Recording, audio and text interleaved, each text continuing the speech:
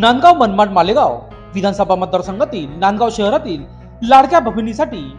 नवरात्र उत्सवानिमित्त धमाल कार्यक्रम होम मिनिस्टर कार्यक्रम विशेष आकर्षण बिग बॉस मराठी सीझन 3 व हर हर महादेव फेम अभिनेत्री सोनाली पाटील व home minister fame Bhushan Kapadne यांच्या प्रमुख उपस्थितीत छत्रपती शिवाजी महाराज चौक नांदगाव येथे होम मिनिस्टर हा कार्यक्रम पार पडला। यावेळी माजी खासदार समीर भुजबळ, माजी आमदार पंकज भुजबळ, शेफाळी भुजबळ यांच्यासह राष्ट्रवादी काँग्रेस पार्टीचे पदाधिकारी, तालुका अध्यक्ष विजय पाटील, विनोद शेलार, शहराध्यक्ष अरुण पाटील, प्रसाद सोनवणे, बाळासाहेब भेडात राय, महिला तालुका अध्यक्ष अर्पणा देशमुख, महिला शहराध्यक्ष सीमा राजुळे, युवक तालुका अध्यक्ष सोपान पवार, योगिता पाटील, शिवकन्या संगीता सोनवणे, अशोक पाटील, दीपक खैरनार, गौतम जगताप, दिगंबर सोनवणे, विश्वास अहिरे, सचिन देवगाले, फैजल शेख,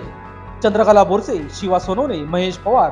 दया जुन्नरे, शंकर शिंदे तसेच इतर पदाधिकारी, कार्यकर्ते व महिला भगिनी मोठ्या संख्येने उपस्थित होते।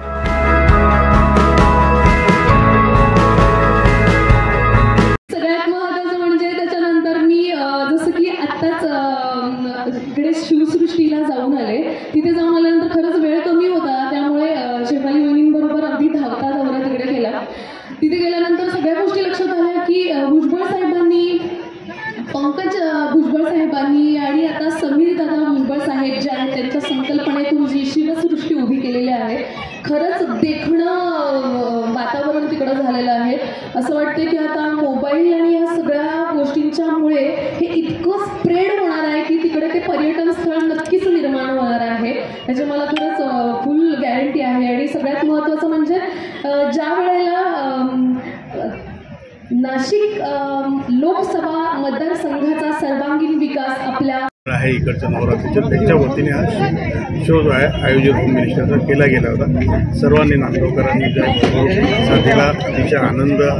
त्यांनी घेतला त्याच्यातून त्यांना मनापासून आभार व्यक्त करतो, कारण शेवटी महिलांना सुद्धा कुठेतरी प्लॅटफॉर्म मिळायला पाहिजे होतं, ते ह्या होम मिनिस्टरच्या कार्यक्रमाच्या माध्यमातून त्यांना मिळत आहे। आणि आरोग्य, स्वच्छता, सुख, शांती, समृद्धी ही ह्या गावामध्ये नांदायला पाहिजे, ह्या दृष्टीने आम्ही हे प्रयत्न करतो। लोकशास्त्र न्यूजसाठी